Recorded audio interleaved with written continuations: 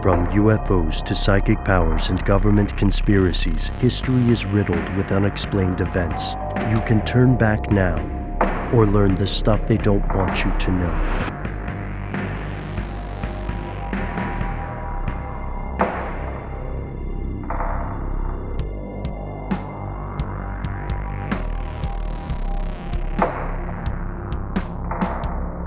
Here's where it gets crazy. There are actually two reports. You can only read one, unless you are a member of Congress. One of them is classified, was only given to Congress. So what you're hearing about when you're reading the news or you're listening to shows like this is, in fact, that second declassified report.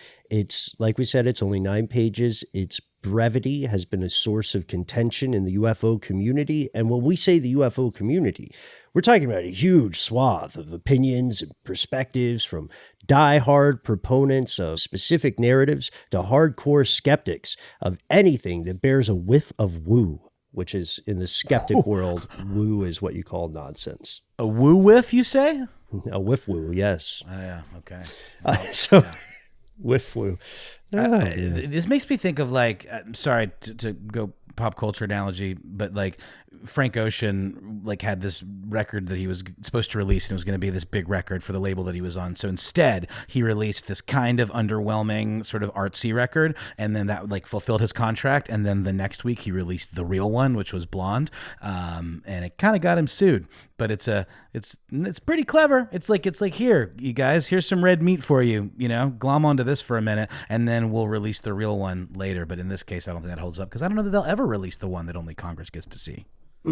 Probably not for a long time. There may be a redacted version somewhere down the line. So this declassified version refers to 144 total cases. So far fewer cases than Blue Book, but Blue Book was longer. In 80 of these cases, there's corroboration from multiple sensors. So the technology is agreeing, at least in part, with the account of an eyewitness. Yeah, exactly. That's the most important part. Corroborated. That's mind-blowing and exciting, and it's unfortunately somewhat deflated by the rest of the report. Just that fact alone just kind of, it shrinks like a balloon that's losing air. But and then falls over New Mexico. Anyway. Right. But I would say there's juicier stuff here too. There is. There were at least 11 incidents, or 11 cited in this report, where American jets, like warplanes, almost hit unknown objects while in the air, mid-air collisions. Yeah. These planes, by the way, are designed to be nimble and literally as agile as we can make them. We being the U.S. government. And equally as furious. Right. And these things things got, they almost, I'm cursing a lot in this episode, but they almost got their shit rocked. Yeah, by something that they couldn't identify. And remember, this group is only studying reports coming from U.S. military personnel or the intelligence community.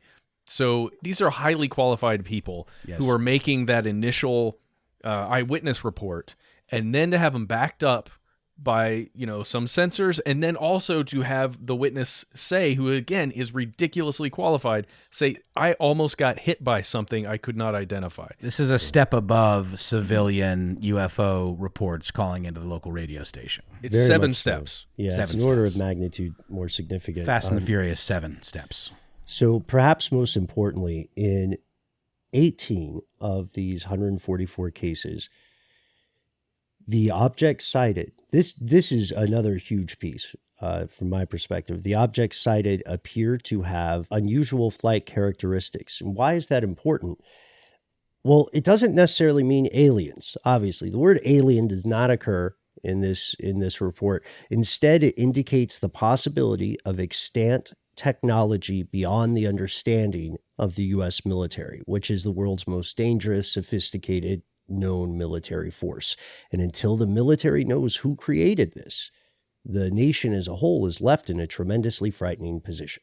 Which is interesting and such a differentiation from what we can typically kind of write some of these sightings off as, which is technology that the military is very aware of, but the civilians are not aware of. This is, again, quite a few cuts above that. Mm-hmm. Like shoe feet. Just so. Just like too shoe much. feet. Mm-hmm. They're these shoes that make it look like you're barefoot.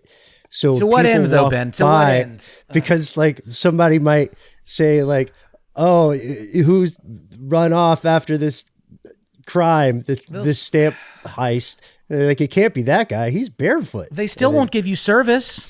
Are you going to have chest shirt next, Ben? It's like you're also actually wearing a shirt, but it just seems counterintuitive to me. But I support you to the bitter end. It's not me, man. It's not me. It's Uncle Sam. I'm just predicting it now, guys. Stay tuned. 2023 crotch pants are coming. Watch out. It's not going to be.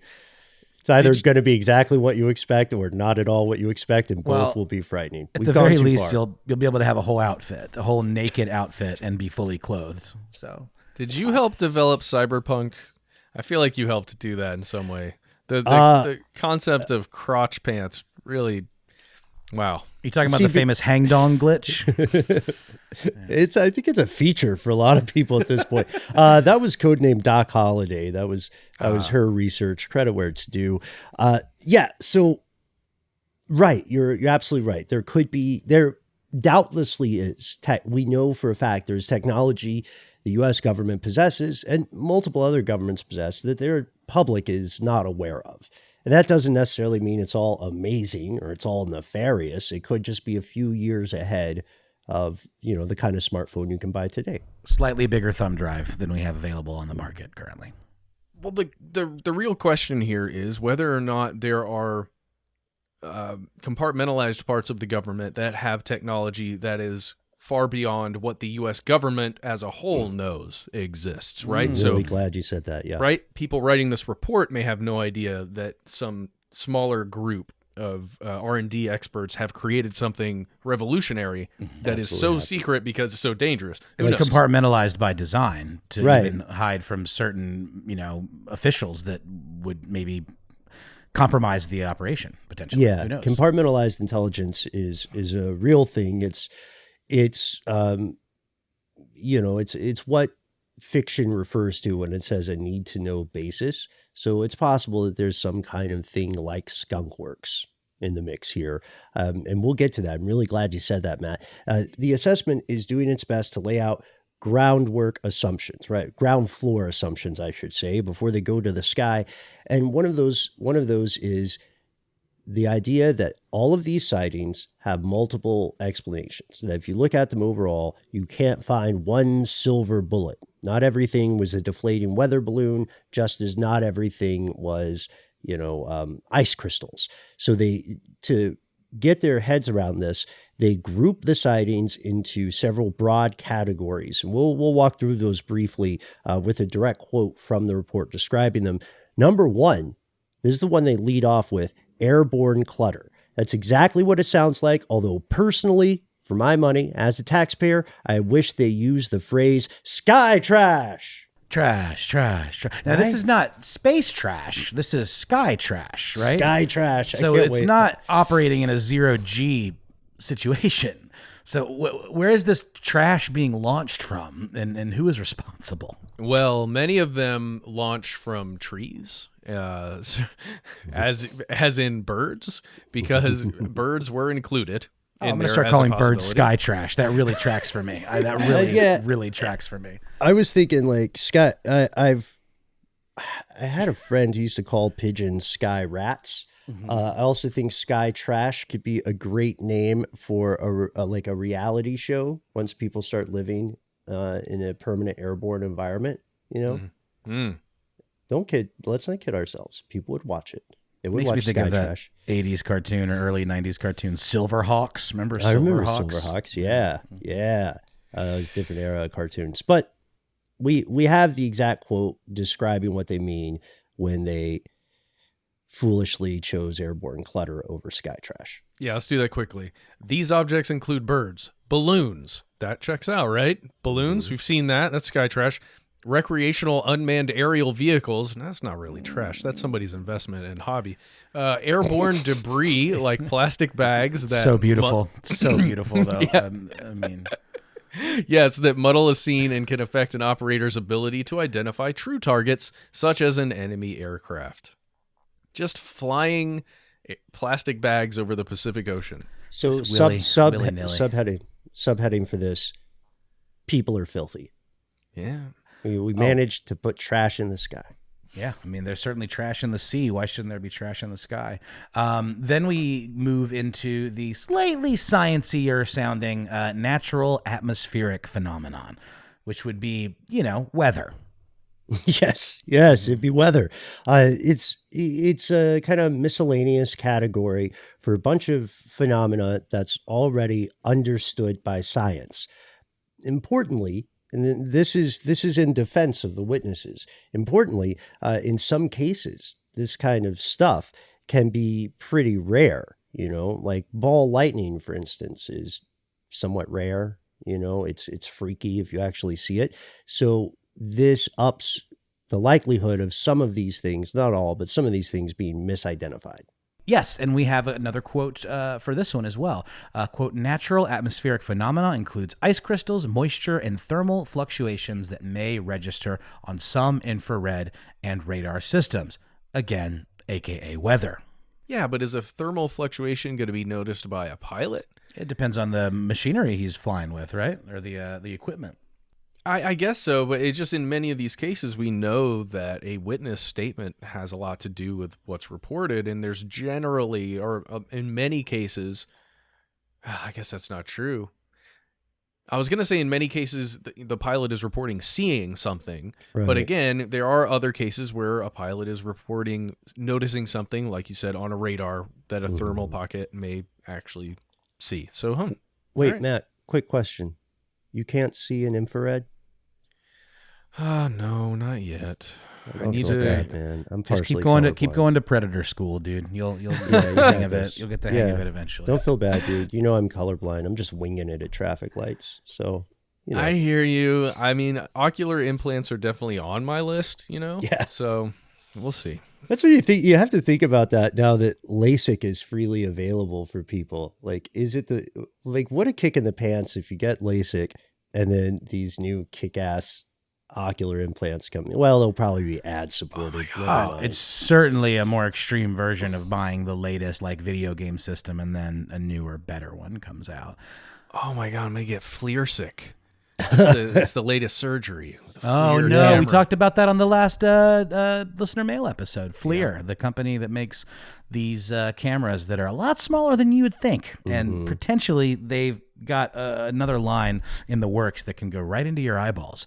What do we have next on the list, though, guys? Yeah, this is a pretty well done segue. We're talking tech, and we're also going back to the point you brought up earlier, Matt. The third category is USG, U.S. government, or industry developmental programs. Now it's getting a little more juicy. They say, quote, some UAP observations could be attributable to developments in classified programs by U.S. entities. We were unable to confirm, however, that these systems accounted for any of the UA reports we collected, meaning that this is the beginning of one of the asks from the report, because the report is asking for stuff just as it's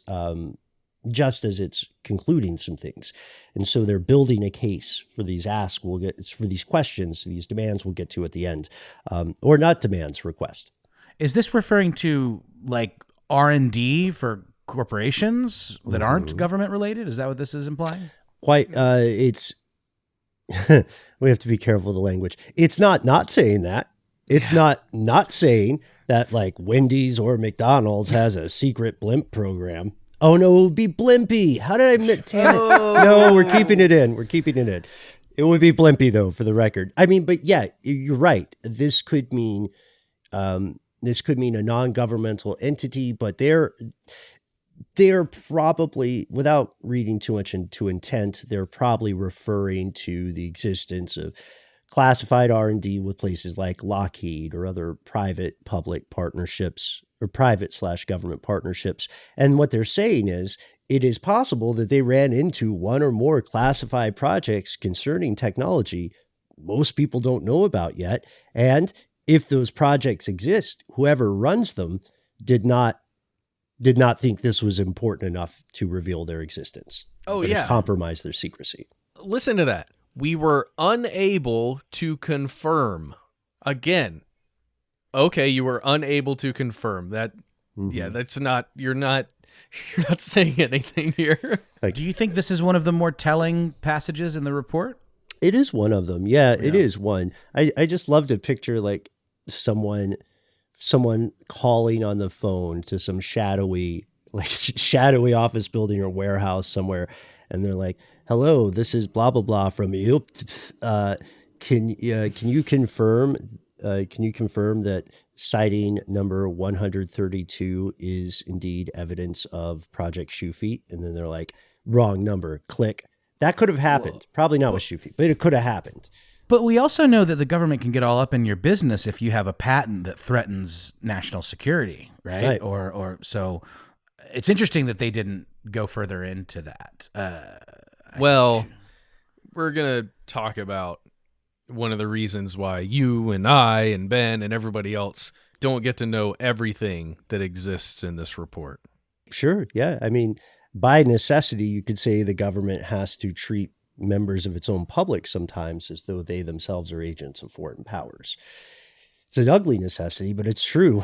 And that brings us to the fourth category they have. This is probably one of the more frightening ones: foreign adversary systems. This is what politicians like Marco Rubio were talking about. And it rightly frightens a lot of people. They say specifically, some unidentified aerial phenomena may be technologies deployed by China, Russia, another nation, or a non-governmental entity. I should have mentioned that earlier. Such a tricky phrase. Non-governmental entity. Literally anything that is not one of the 197 something recognized UN nations. That's a lot of stuff. That's stuff like, that's stuff like Unilever. That's sure. Whatever Johnson and Johnson. Yeah, whatever the biggest companies you can think of are. Any of the private space companies, that's specifically what I'm thinking about. Oh, yeah. That's a really good point, Matt. Yeah, that's a great point. And so why is this disturbing? Well, it's because the U.S. spends a ton of money, blood, and time trying to stay as up-to-date as possible on the capabilities of rival powers.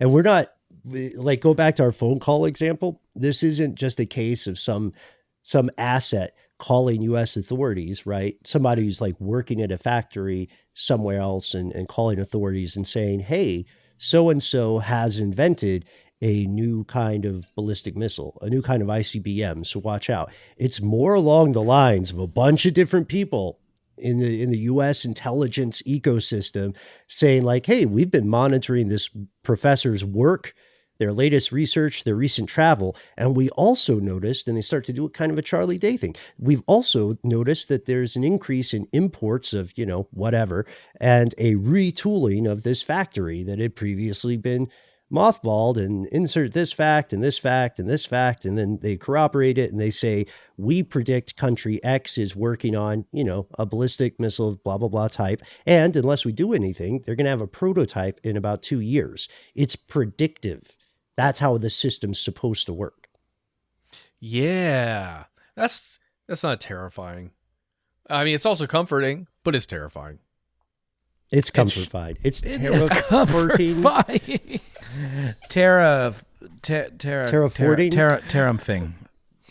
Never mind. We'll work on this later. It reminds me of like, I guess the idea, maybe this is more the private industry thing, but I picture like a scientist, like a rogue scientist working on something in a lab, and the government gets wind of it, and then the men in black come and take him away.